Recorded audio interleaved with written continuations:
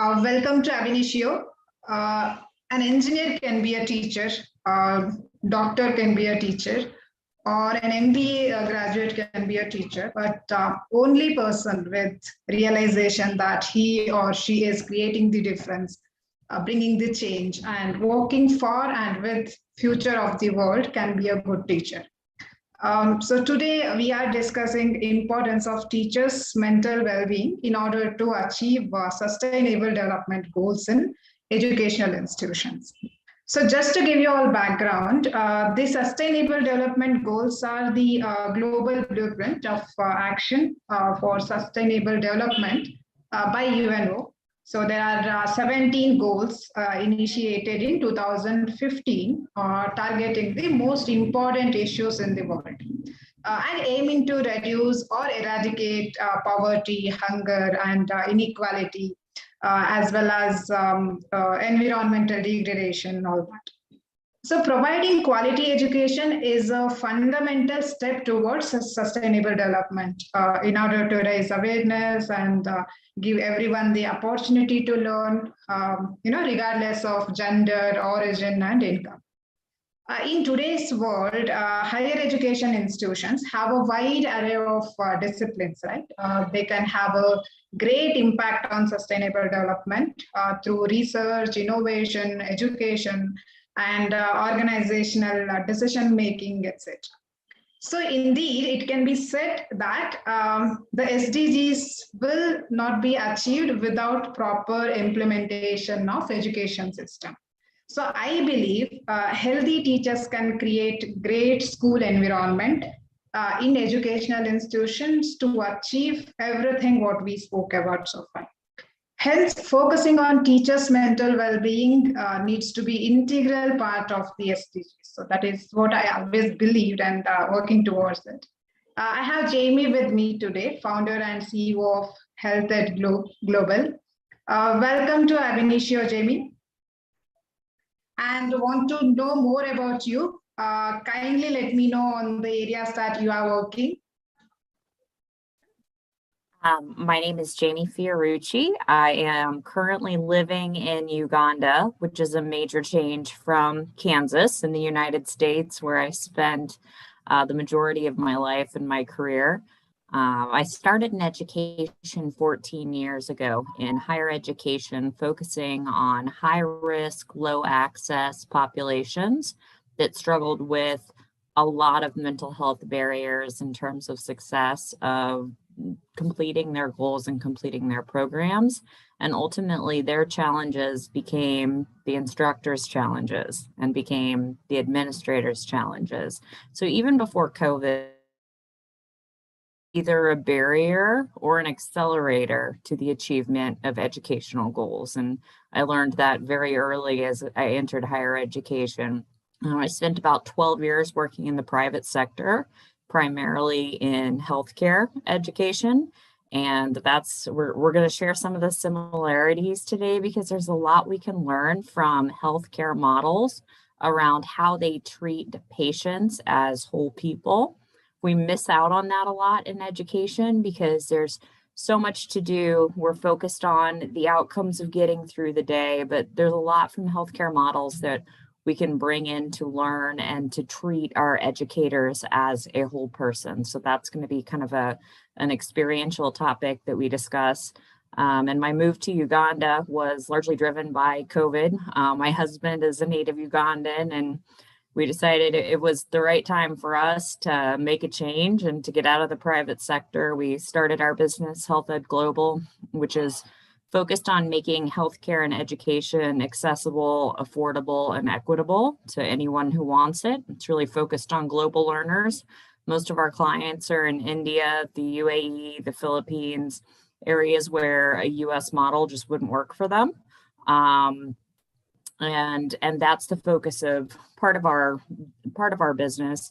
But the bigger part that ties to kind of our heart and our passion is our NGO, Voluntary Rural Empowerment, which is all centered around UN sustainability goals, and mental health is part of every training that we do. So I'm excited to share kind of lessons learned, I'm not a person that reads from PowerPoint because then I kind of turn into a robot personally. Then I'm like, wait, did I read the slide correctly? So what I will be doing is hopefully engaging in conversation with each of you. I want to encourage you to chat in your questions, raise your hand if you want to speak. This isn't intended to be me talking at you. This is intended to be a conversation. And I find that that's the most meaningful way to draw communities like this together.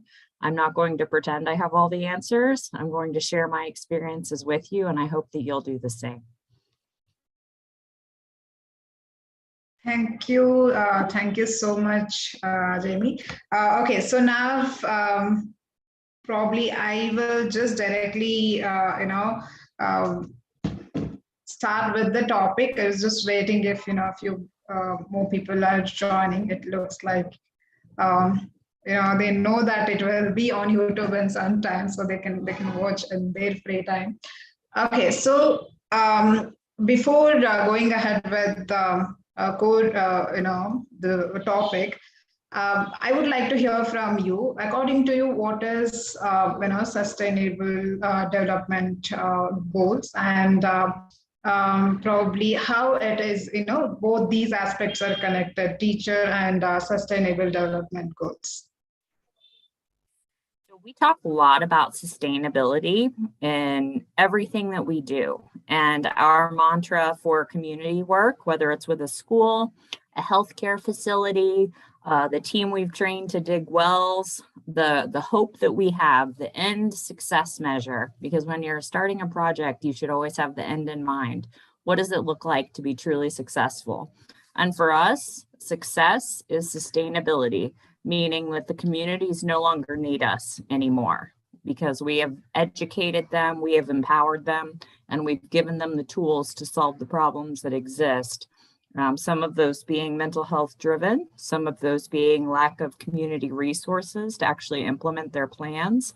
But sustainability and tying to the UN Sustainable Development Goals, we should all be striving to make an impact where communities, teachers, administrators, any level of an educational organization is empowered with the appropriate this process within their own system without ongoing intervention. Otherwise, it's not sustainable. You're continuing to band-aid, you're continuing to fix. And really, if you're giving the appropriate tools and the appropriate training and resources, money being one of the biggest barriers that we hear from educators is we just don't have the funds to invest in mental health. That's why we're going to talk about some creative solutions today that don't cost money.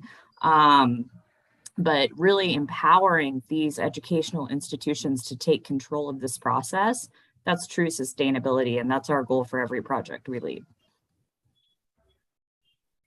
Yes, no, that's true. Whenever we talk about eradicating poverty, or it is, gender equality, and probably educating everyone, irrespective of their background. So everything finally, the starting point is school or educational institution.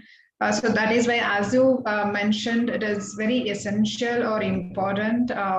We connect the dots and we work towards the root causes and probably try to achieve rest of the things one by one. So if I am taking one at a time, then I would definitely start from the school. You have already explained how a teacher and or educational institution is and sustainable development goals are connected. So I just want, because we have to include schools also. Now we are starting all the probably awareness activities or preventive measures or educating people on SDGs. We are starting from the schools. So how do you define or how do you connect sustainable development goals and schools? Where you have first standard to 10th standard or 12th standard children. So I think the connection really lies when you start getting to the root cause of mental health problems. There was a study that was done and it's published by Wayne University in the United States, where they actually interviewed, and this is kind of one of the topics on psychological triage, which I'm sure we'll get a chance to talk a little bit about because it is a great model that was being used back in 2009, even before COVID was a problem and before we were really zeroing in on mental health.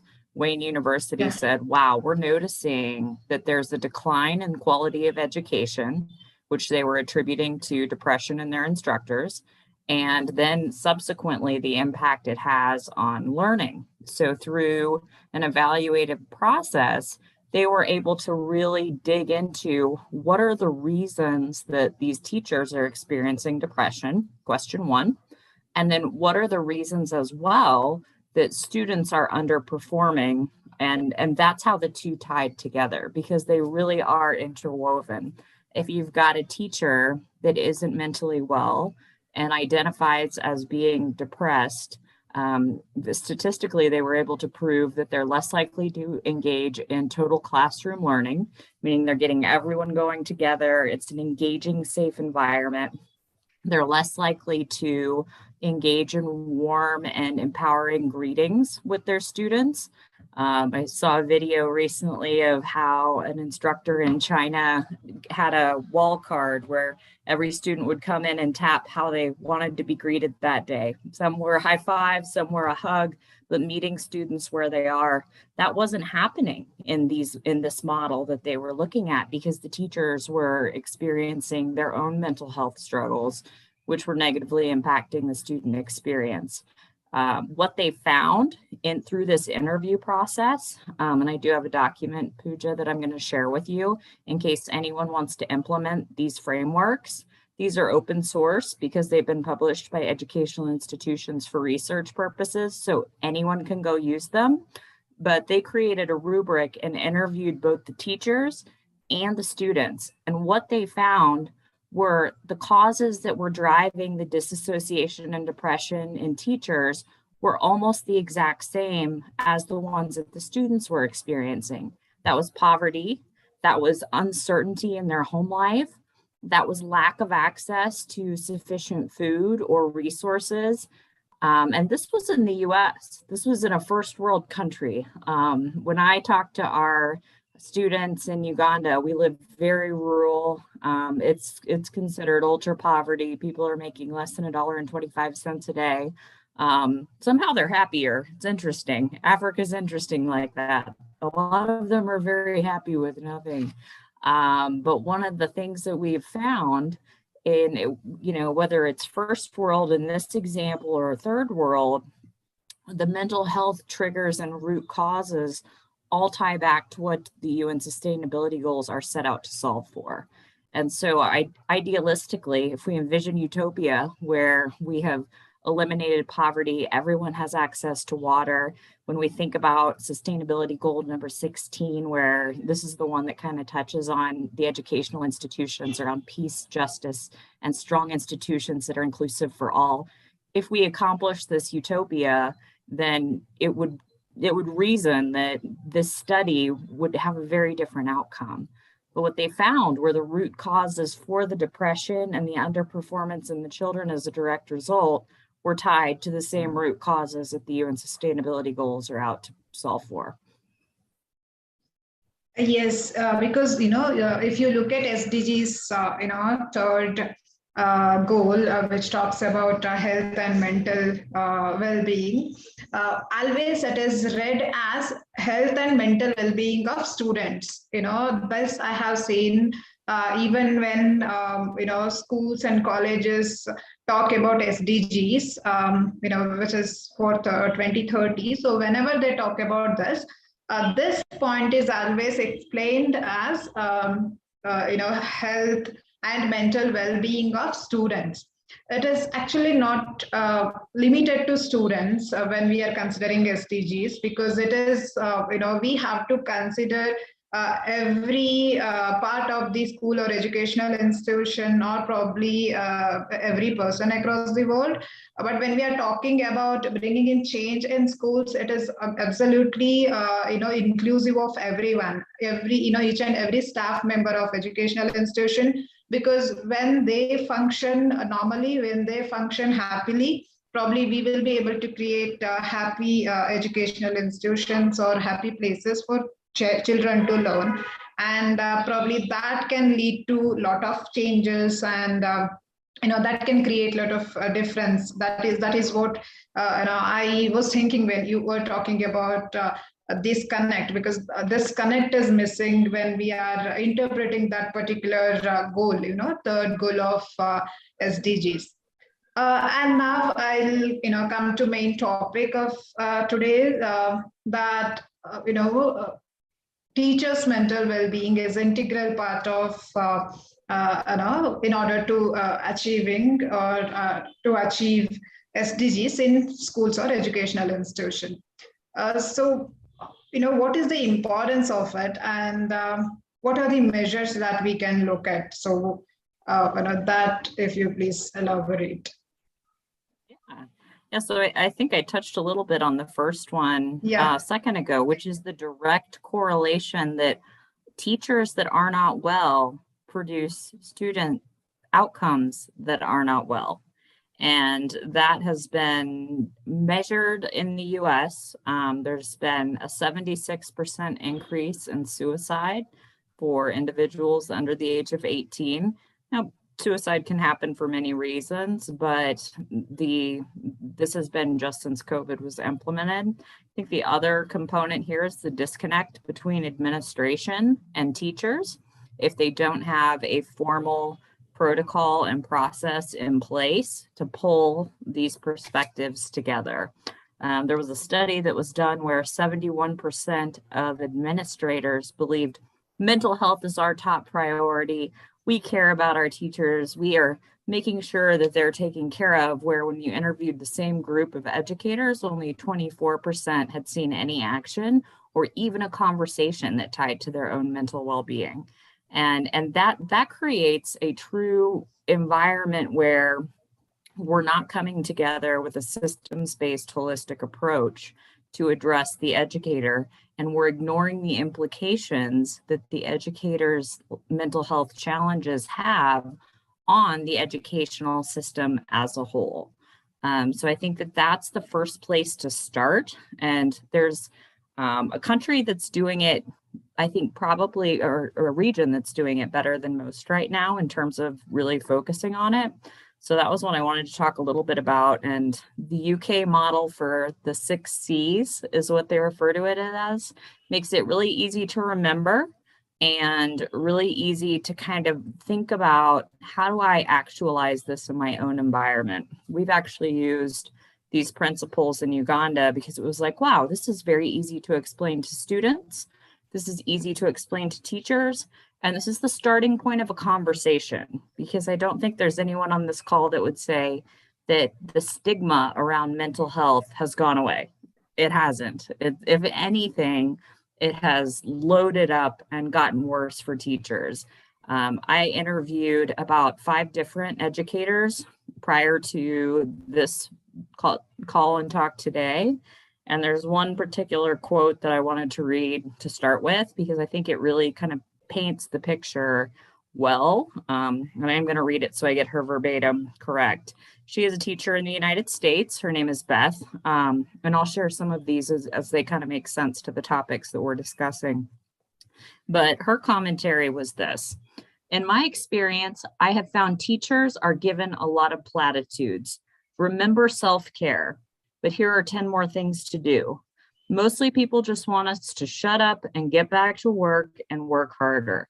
We are given no grace, no thanks, while we are trying to comfort our students and each other, teach multiple perspectives, obviously manage empathy and how to be good and accepting friend to all on top of everything else we teach.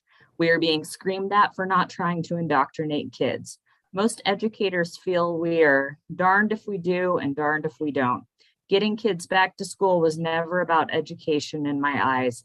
It was about parents, jobs, and companies needing to move forward. I find that extremely powerful for a couple of reasons, and reflective of other educators that I've spoken to. There wasn't the time for the teachers to adjust. I have an 11-year-old that I pulled out of school when COVID went online. They had him enrolled in the wrong grade for an entire week before anyone got it. It's like, oh my goodness, this is kind of a mess. Not for the teacher's fault. They're doing the best they can with resources that were thrust at them with very little plan.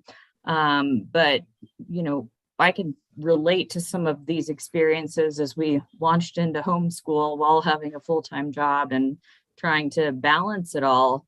And I had one child to deal with, not 30 children to deal with. So I use her quote because the concept of platitudes comes up consistently, as does the hypocrisy around what teachers are told to do. UNICEF recently published 10 different topics or ways that educators can combat burnout. And you read the 10 and you're like, but you just added 5 more things to their plate. Like, you're saying that they should exercise more. Where's that time? That find things that bring you joy in the middle of the day. How are they supposed to do that? There's kind of this conflict between what we all know to be true about taking care of ourselves and the space that we give educators and administrators to actually implement holistic systems to do so. So that's where we kind of come to the 6 C's model that I think balances this really well. To my understanding, it's fairly new in the UK and was implemented during COVID. And it's one that we've been trying out. We have 2 classrooms and teaching centers that we use, but a lot of the work that we do is with unemployed, illiterate villagers to try to get them into jobs and try to get them into situations that can elevate their communities. So education is a part of everything we do. And we have started to try to create systems around this model. So if you think about what do the 6 C's represent, and then what does that look like in action? So in order, care, which is obvious. If you don't have an environment where care is modeled, demonstrated, it's pretty hard to do anything else. So that's kind of considered the bedrock for all of this. And if you read Beth's quote, she's not feeling cared for. So that's a good example of a system that needs to change. Compassion, understanding what these educators are going through. It's hard for administrators to do that because they've got their own full plate. So there's often a disconnect between the compassion that needs to exist on both sides of the line. Competence, and this comes down to having the right resources. It's not saying your teachers aren't competent or your administrators aren't competent. It's saying, do you have the right resources within your system to adequately address mental health? A very personal example, my son went to a school in Kansas before we moved to Uganda, and we went to write to his principal because they were very close. He had been in education for over 20 years, was hands down a role model for my son. And when we moved to Uganda, he was like, oh, I want to send an email to him, and I want to tell him about the cool things we're doing. I miss him. That was the impact he had on my son's life. And we came to find out that in the first wave of COVID, he succumbed to mental health illness and unfortunately is no longer with us and no longer with his family. And a lot of that comes from living behind a mask and always having a smile on and not having a kind of a competent resource to support his own needs while trying to be a leader for many. So that's one of the topics that the competence component touches on, is having sufficient resources within your system to address, identify, and then actually refer to care those who may need it, those who may have those subtle signs. Communication is also so lacking. I go back to Beth's example. Like, no one's asking her how she's feeling. No one's asking her if she needs help or needs a break. The communication is such a critical part at all levels of the organization to move this sort of boulder forward. Courage is the fifth, because you have to be brave to raise your hand and say, I'm struggling, I'm not well. And you have to be in a safe space where you can do that at an appropriate time. So encouraging others to demonstrate courage and sharing their journey and sharing the battles that they're going through starts to take away the stigma that continues to exist around saying, this is too much for me right now, or I need help. And then last, commitment, right? If we do these 5 things, or we say these 5 things in a staff meeting, they're words. They're on the wall. They may be on a placard. That's why I think another good book when we think about applying this is From Values to Action. If anybody's ever read that, because we can all say these words, we can put them on our board, we can use them in staff meetings, but if we don't have the 6th C, which is commitment, to hold each other accountable to doing these things, and if we don't have a way of measuring that we are successful and that we are on the trajectory to be sustainable in our support of mental health, we won't be. So I'll pause there before I go into how you can integrate this into your classroom and your system, and just see if there are any questions.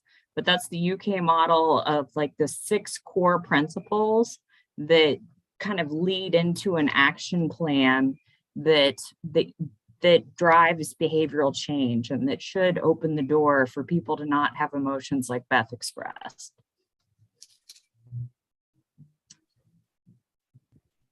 Yeah, well, I don't have any question, but I just want to add my experience here. So when I had been through same issues, like when I have faced mental health issues, I could feel how difficult it is, and whenever you talk to someone, and because I'm in the position where I lead a team, and I interact with thousands of students.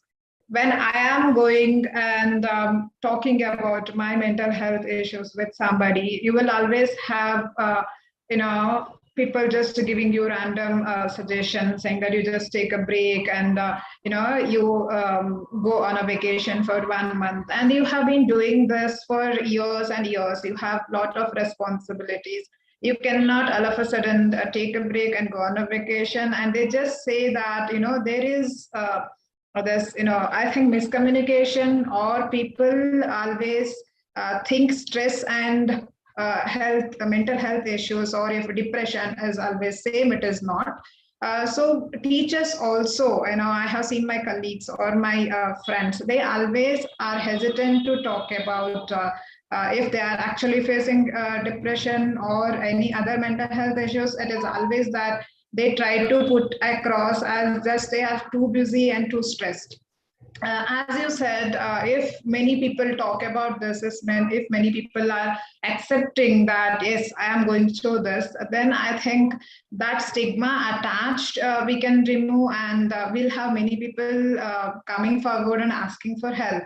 And one more important thing, that you mentioned is, communication gap between teachers and school administration, or education institution administration. That is huge, and that's the major problem. I always thought that is the major problem, because if there is no communication, or if there is no proper communication or direct communication, then you definitely will not be able to put across your issues probably in a correct manner. What happens, you tell something to the person who is acting as a catalyst, and by the time it reaches someone, probably it won't be that effective. If educational edu leaders importantly directly talk to their employees, or teachers or staff once in a while, and talk to them, ask them what they want, and what they actually need, and appreciate them for their work. So because I have always mentioned this, during a vacation, when students complete their exams and they are on break, teachers, they used to be evaluating the papers, or I have seen them again planning schedule for next academic year. So they won't be enjoying the life. People think that teaching job is easy, but it is not. And in today's world, teachers are not getting time to take care of themselves, or probably take care of their mental health. They are overburdened with many additional administrative works as well. So you have to completely divide the labor. If teacher is there to teach, and you have to make sure that teachers are only teaching. They're not worried about the admissions. They're not worried about the other additional works. We have, in particular here, I know, I'm seeing, so I can very well relate. We have enough of youth who are employable. We can hire them, ask them to take care of admissions, and leave teachers to take care of only thing for what they are deployed or for what they are recruited. So in that way, you are giving them time to upskill themselves and take care of their health, and probably they'll not get anxiety, and they'll not be stressed. They'll not feel stressed to next day to get into class, because they'll be well prepared and they'll go happy. And actually, always, even in previous event, Didi, she mentioned that when teachers suffer, education suffers, and when education suffers, students suffer. So there is a very direct straight connect between teachers, students, and development. So that is why I can summarize, and I can connect with whatever you have mentioned so far. Care, compassion, communication, everything are really, really important in any education system, or probably any system where one particular bunch of people working together towards one goal. So I have Akhil here, Jean, Alexander, Henry, Sahana on Zoom. So you have any questions from your end? I think a few of you or all of you are from educational background, or from institutions only. So any question or anything to add? Sahana, please go ahead. Hello everyone. This is Shahana here. I am working as the school counselor in Mumbai, India. First of all, I would like to thank you all for keeping a workshop on such an important topic. And secondly, I have a question for Ms. Jamie. When you shared the results of the study from USA, so you talked about the teachers experiencing the pressure and it impacting the quality of teaching and learning, which is very true. But I had a slight doubt. The pressure was from the teacher's personal set of problems, or was it the pressure from working at a toxic workplace? So just needed some light on. That's a great question. So the study itself only evaluated, and this was probably by design, because the people who were leading this study were part of the administration. So they're probably not going to ask about the toxicity of the environment that they may be contributing to. They asked about only life factors. So I think you're hitting on a really important topic, and that is the environment itself conducive for teachers to be successful? This study did not dig into that. It was purely what are the either environmental or socioeconomic or emotional factors that were driving a teacher to identify as having mental health challenges like depression. But you hit on a great missing piece to this, and that's what is the impact of a toxic environment on an educator? Huge would be probably an understatement. Yes, yeah, I think, when we look at from both the perspective, personal and professional, personal, you have, just like any other employees, any other staff, you will have to go through many things. My father was a teacher, so I know, irrespective of whatever the issues we have at home and personally he's facing, he used to make sure that every day get up and wave, smile, and just go to school. Because for him the job was passion, and I know I have always experienced this. Most of the teacher, irrespective of the background they come from, they get into teaching job with real passion. And what happens mostly after getting into the that particular environment, they don't get the support they what actually they look forward, and that leads to teachers burnout, and that makes them, they are adjusting, they are compromising on many things. That can be the infrastructure, that can be the study method or teaching method. And I have heard many teachers saying that they do not like categorizing students on the basis of marks. So they want to see each student progressing with whatever the talent or interest they have.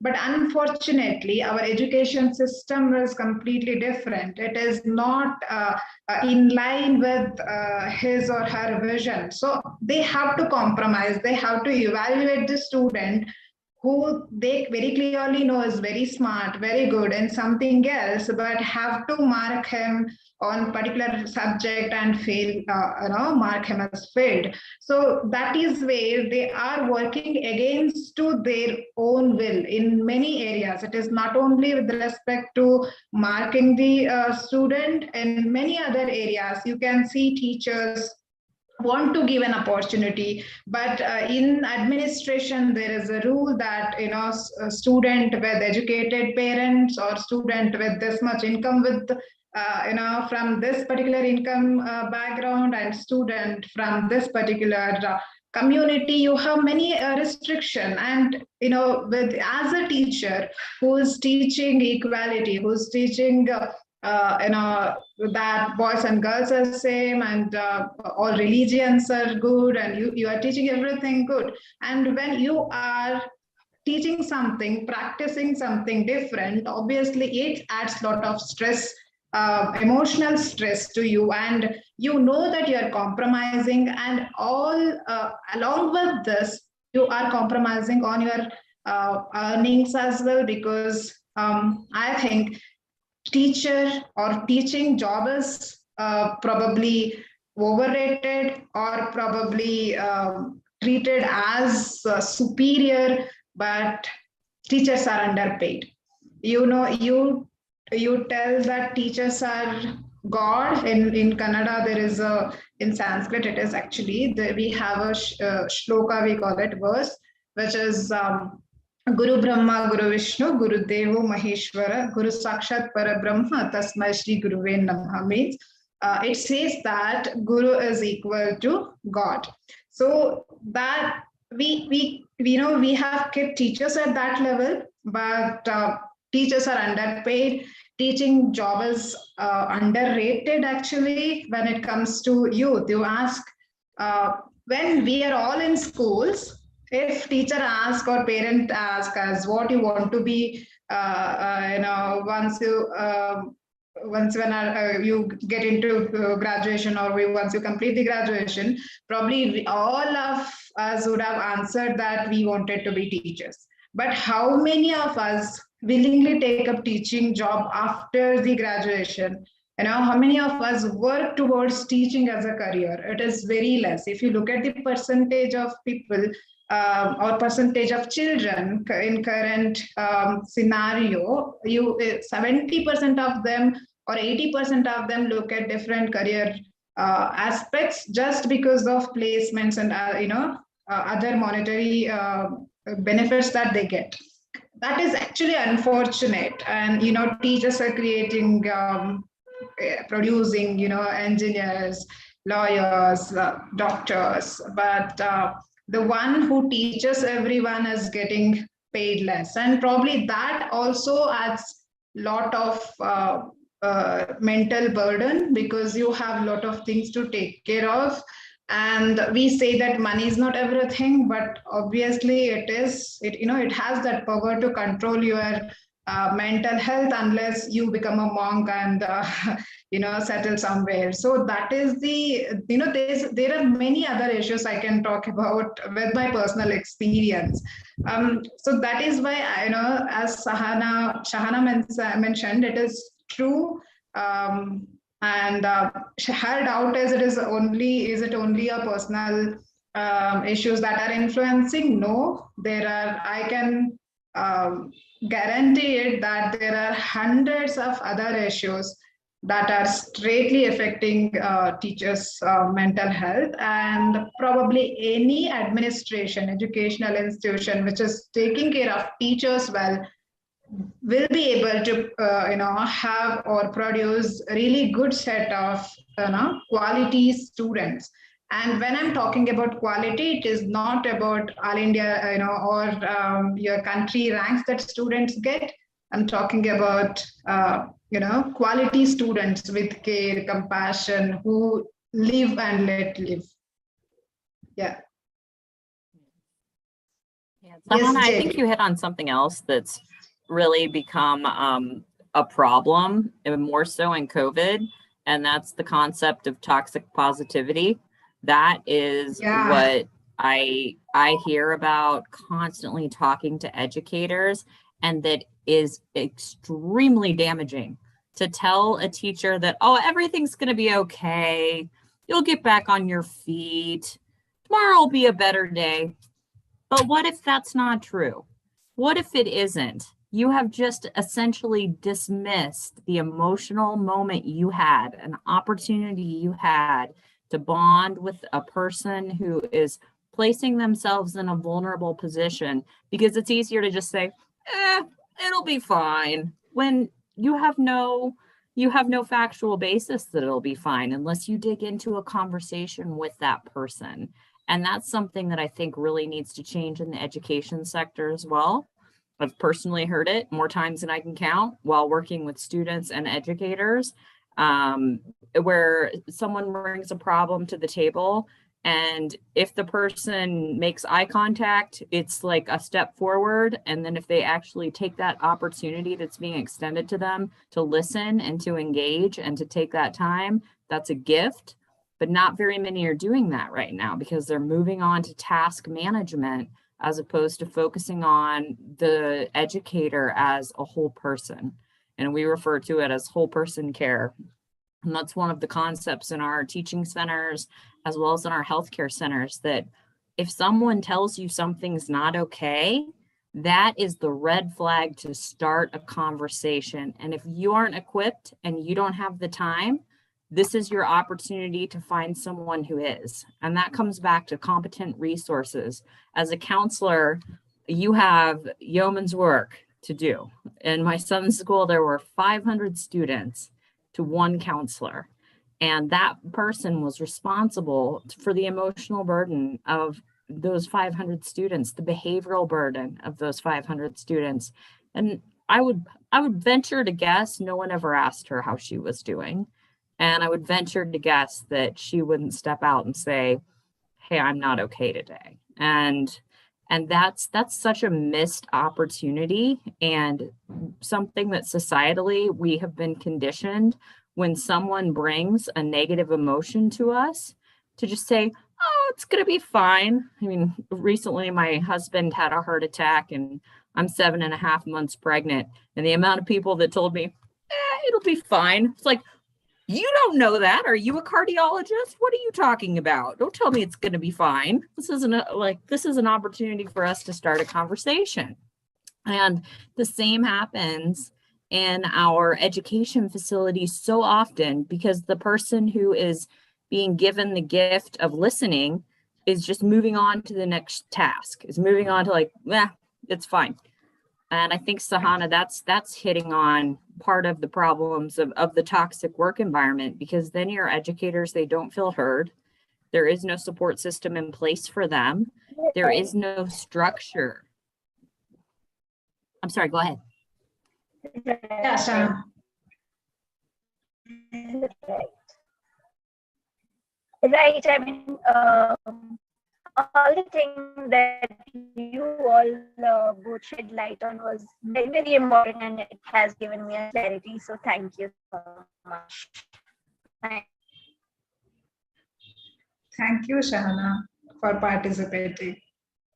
Yes, thank you for bringing that up because it is a critical problem. And this kind of comes. Yeah. Akhil, yeah, Akhil. Hello, Pooja.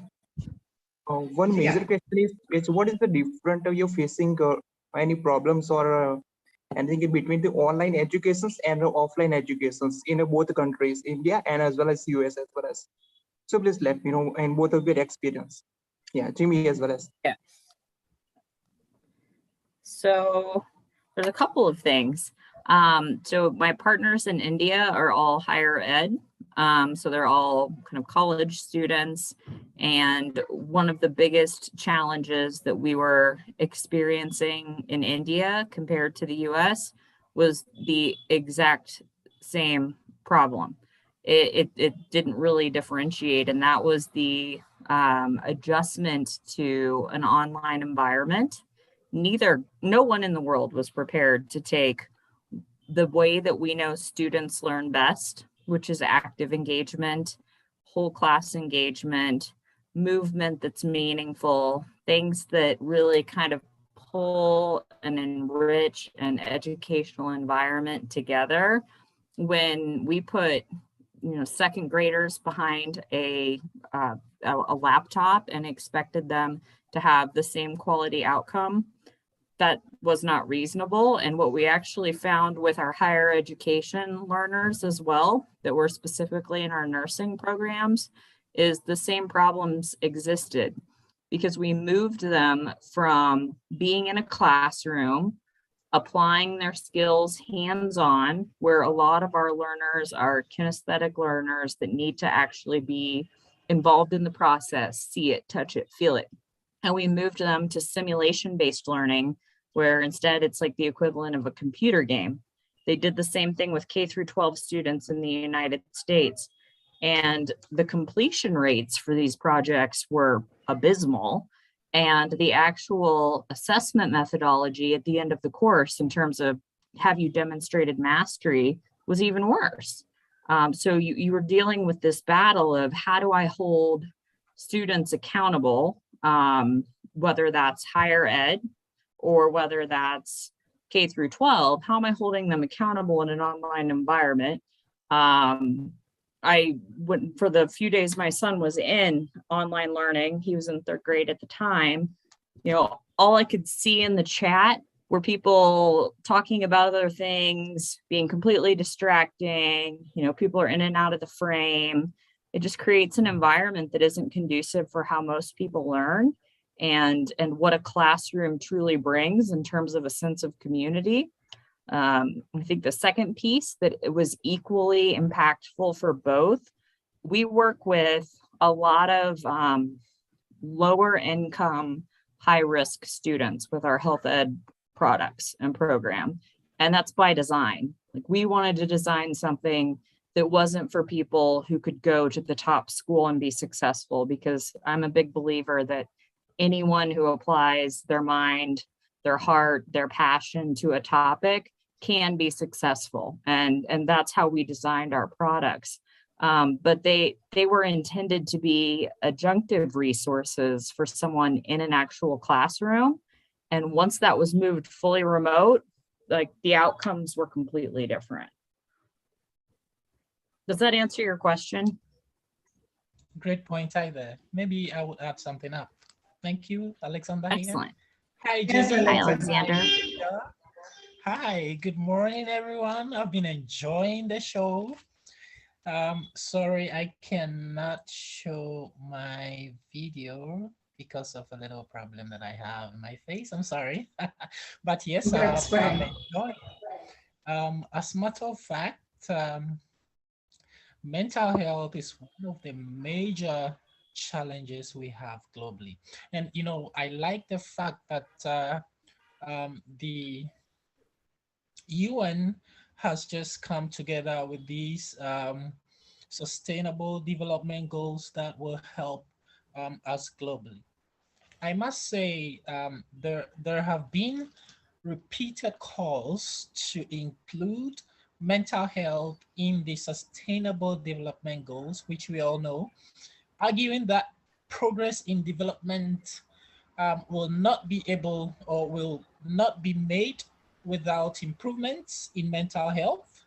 Although these calls are starting to gain political traction, currently only a tiny fraction of international development work includes mental health.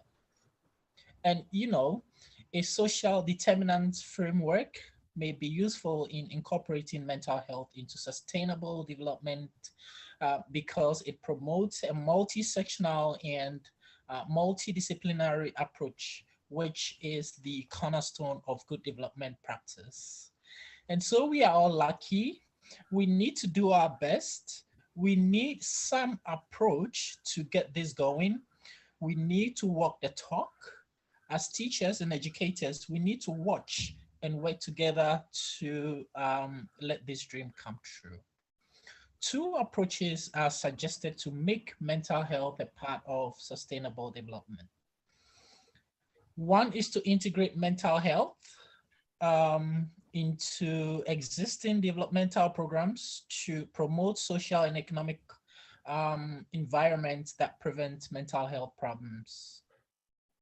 And two, we can also make sure, or we can also ensure that mental health programs are better at promoting sustainable development by preventing the negative social and economical consequences of mental illness, which Jamie talked about in her earlier presentations, which I was very happy about that. Real world examples of these approaches are quite obvious. To achieve this, the mental health impact of wider development programs and the social and economic consequences of mental health interventions must be evaluated. And I think you agree with me that development agencies should also ensure that they have equity for mental health in all their policies.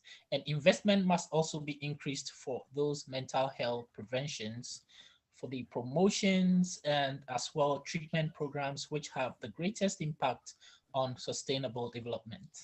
So this morning, this is what I have to contribute. And I thank you so much for this opportunity. Pooja, thank you so much. Well done for the good job that you're doing. We are in support. So don't hesitate to invite us anytime that you want. We are with you. Thank you. Thank you. Thank you. Yes, I think, that is very important point that he made. We have to, we have school counseling desks for children. But for teachers, probably they have to take an appointment with someone outsider and, general counselor and or psychiatrist, psychologist. So they have to go there and a therapist and not take a therapy, or it is very difficult probably for them to put across everything to someone, a third person. So how we want to make students comfortable by having one counselor or a few school counselors to interact with children. Probably we can have one counselor to interact with teachers, that can help and that can contribute a lot when teachers are able to talk to someone within the campus and they are they can be vulnerable and they can share everything and they're assured that this person is not disclosing same thing to anyone else, because now because of the stigmas attached around, teachers are hesitant to talk to their colleagues and friends because teachers are always expected to be picture perfect. So it is a better way, as Alexander mentioned, if we can invest and we can have a counseling desk for teachers as well all the time to support. Probably that can be one more value addition in the campus. Yeah, and Henry, I think you had something to say. Yes, hello. I'm very happy to be here today. It's a good morning from Uganda, so I'm sending one to each of you. Pooja and Jamie, you've really presented. I've really loved the ideas that you've put forward, and really, are condensing each and everything that is around the things that lead to mental health among teachers and also affect learner teachers' performances. I work with a non-profit in Uganda, and I've moved through different schools around the country. And as Jamie said, that most of the challenges that lead to these mental issues are around poverty, the backgrounds, the issues to do with the state, the operations at the moment. So the teachers are part of the entire community. They're part of the majority of the people. So they are affected in a similar way like other people, but unfortunately, they are not, cared for in a different way. For me, I think that the biggest challenge that we are having, and why mental health and depression and all those issues are on the rise in the world today, is because we are in broken systems and we are working with broken people. So before we address those issues, working with in a broken system and with broken people, we still have a long way to go.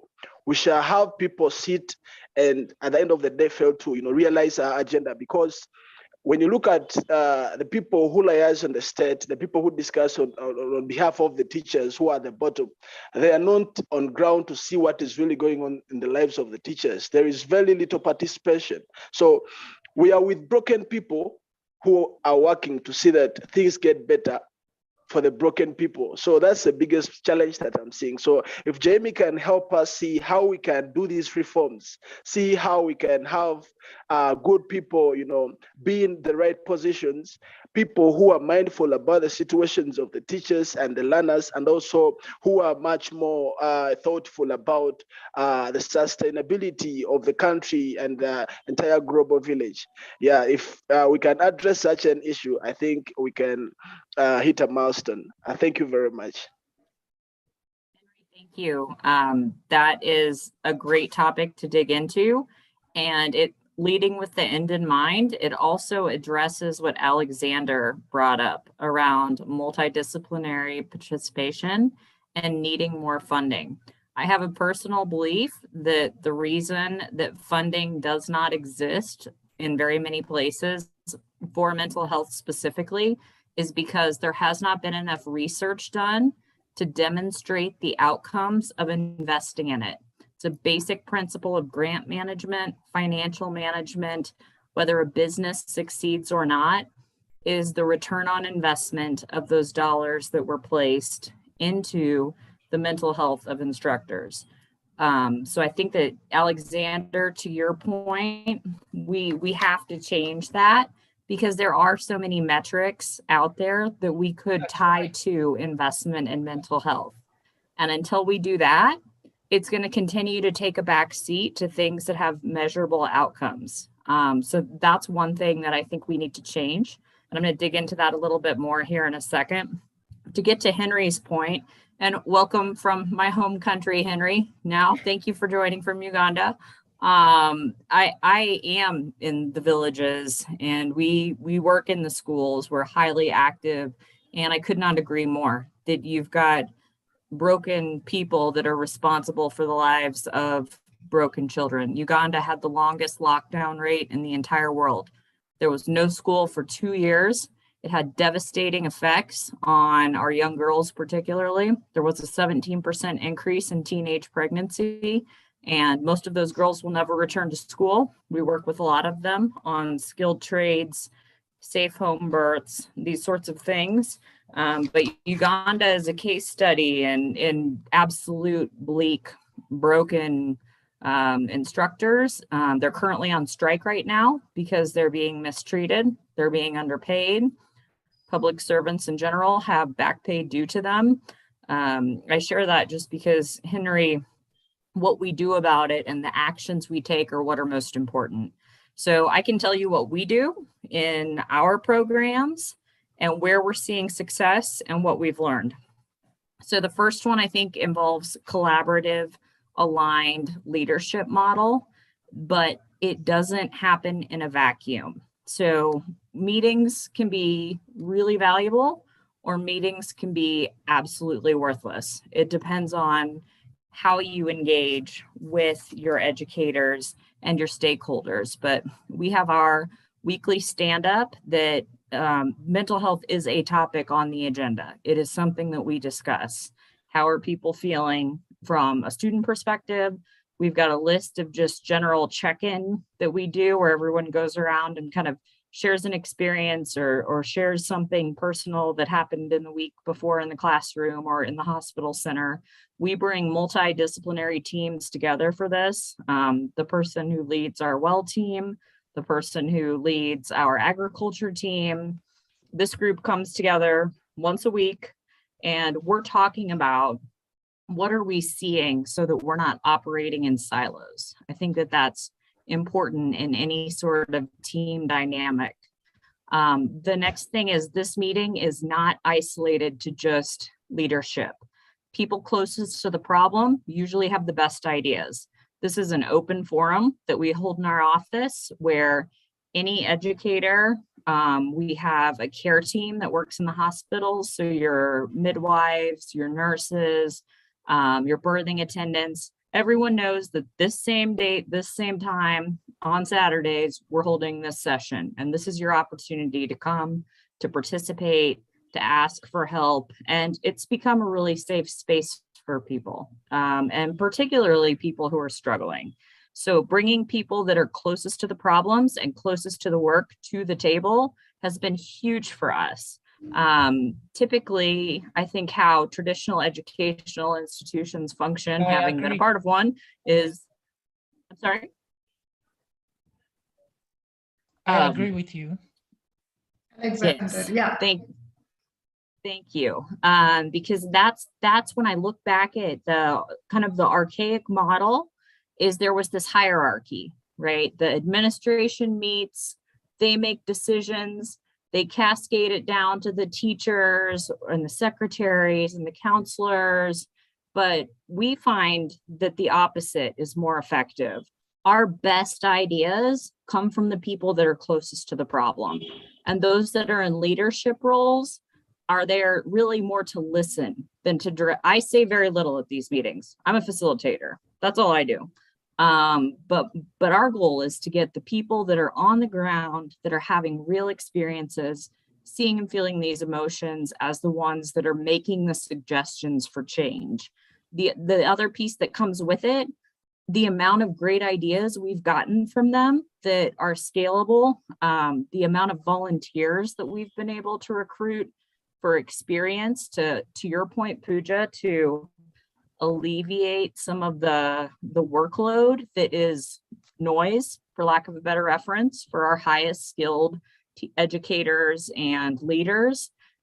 We pull in students and unemployed youth routinely to give them experiential opportunities. If you look at any of our job descriptions, unless it's an actual teacher where they have to have a credential, or it's a nurse where they have to have a credential, every single one talks about attitude, characteristics, collaborative behavior. We can teach you anything else. The hard skills, I'm not worried about.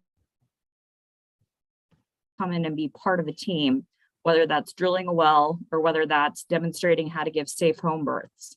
So bringing the people closest to the work and giving them the microphone and telling your actual, like your formal leaders to sit back and listen changes the power dynamic as well. It really makes that meeting about them and not about the leadership team. The leadership team is there to listen, and we've got a tight group. We usually have about 25 to 30 people that attend this meeting, depending on what's going on, what challenges we're facing. Sometimes more if there's a lot of unrest, or we've had challenges that weren't expected. But keep the decisions and the ideas closest to the people who do the work is something, as a mantra that I live by. I don't know their day to day. I'm not there. Do I check in weekly? Absolutely. But do I know what they're experiencing on the ground? No. And this is where we start to document our systems and our processes. We didn't create those, and that was by design. We did not want, when we started our organization, of course, to file as an NGO, we had to have a constitution and go through the paperwork for the district, but that's exactly what it is. We pushed paper to the district, and our first move was to get the team together to define what makes us different, what makes our benefit structure, our value structure different. One example of something that's come out of these meetings that has been huge for us is we now offer free childcare for everyone on our team. It requires us to employ 2 extra people. Big deal. Was a huge, huge relief to so many of the women that serve our projects. We have about 123 people that work for us in different capacities, some part-time, most full-time. And the biggest challenge that they were expressing in these meetings was, I'm really struggling because I don't have the ability to make sure, especially recent mothers, they can't breastfeed, they can't, they have to make decisions about whether they're going to put food on the table or whether they're going to care for their child or entrust young children that aren't yet school age with people that may or may not be safe. So coming out of these meetings, what we learned was the greatest benefit to them was free childcare. Done. We hired 2 people, and the relief that created for our system and our teams was huge. So that's part of listening to your people and listening to, like, what do they need to be more effective in their role, and what do they need to feel a sense of relief. That was the number one thing weighing on people was, I'm concerned about my children during the day because of the things that are happening. I don't know what to do. And I'm glad they had the courage to tell us that, because 9 times out of 10, there's a creative solution for any problem that can come to the table. We were able to get a grant to fund that so that it's possible to continue for 12 months and just see what we find from that. But this is where I come to building systems and processes that are based on the needs of your employees, not based on what you come up with sitting in a room by yourself, thinking about your idyllic business or your idyllic educational institution. And too often that's how these values, goals, processes, and foundations are laid. It's people who are nowhere near the problems and nowhere near the work. And that leads me to what I think is truly important. We call it our heads, hands, hearts approach. And that's treating every person on our team as a whole person. That is, if we think about head, it's making sure that you are in the right mental space to be successful in your role. And if you're not, that we talk about it, that we give you a relief system. We don't have a problem with staffing right now because of the unemployment rate in Uganda. We don't have a problem if someone needs a day off to supplement someone in. And we have succession plans for everyone on our team. So we know, like, if one of our directors falls sick and has to go out, the person who has been trained for 6 months to step in is here. The person that takes their job is here. Everyone's on a kind of a career path. And they know that. That's something we talk about with them, so they can also see growth in future in their roles within our organization. So when we think about their head, it's making sure they're okay. It's making sure that they are getting the skills that they need, both mentally and in a way that they can apply. When we think about hands, a lot of what we do is very tactical, very hands-on, very much in the community, whether that's agriculture, well projects, making sure that they can use their hands and they can get in and they have the right skills to do the job, that the training was sufficient for them, that they feel confident and competent in their role. So we consider the hands part of it. And then the heart, like that they feel that care, that first value of the UK model, that they know they're a person before they're an employee, and we care about them as a person. And that is something that we reiterate routinely. And we've had next to no turnover by utilizing these sorts of approaches. And that comes to the 5th point, which is starting to measure outcomes, which is what we've been doing since September with a couple of our programs. You can do this through retention rates. You can do this through on time, how many people show up on time for their job, You can do this through qualitative metrics, your level of satisfaction with the work that you do. There's a myriad of ways that we could create a return on investment structure for mental health investments. And that's what I think has to happen for us to be able to really get the investment and the focus from a systems perspective on mental health, is to have that framework and then to start to pursue grants and other private funding to make that an integral part of each of the sustainability goals. Yes, yeah, its whole point is treat them as humans, not as machine. So you know that is the whole point. Probably every leader, educational institutions, administrations, administrators need to understand, and as you repeatedly mentioned, treat them as a whole person, and that's essential in every segment, where you have people involved.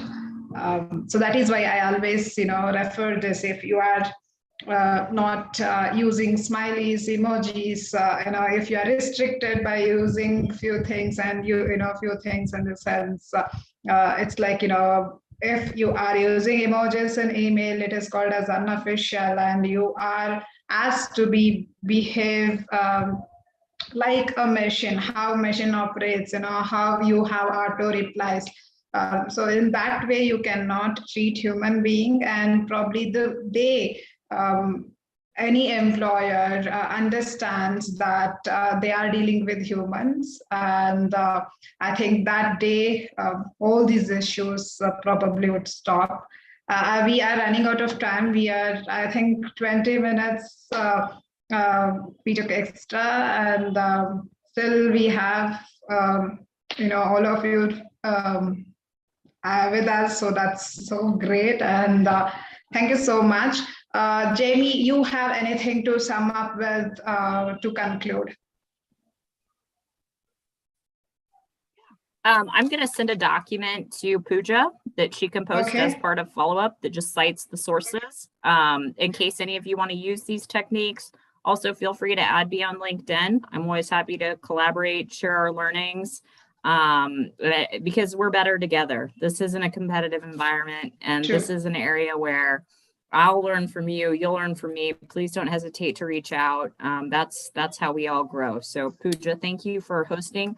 I really appreciate all of you participating. If it's silence, I'm like, oh goodness, did we lose everyone? Is this really boring? So I really appreciate everyone's participation. It's been wonderful, and thank you for the opportunity.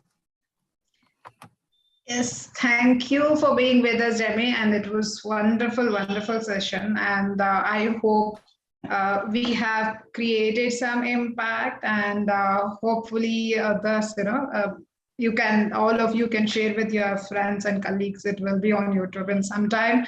Thank you so much, Jamie, again. I would like to have you again and again discussing more about the things, probably all SDG goals, SDGs one by one.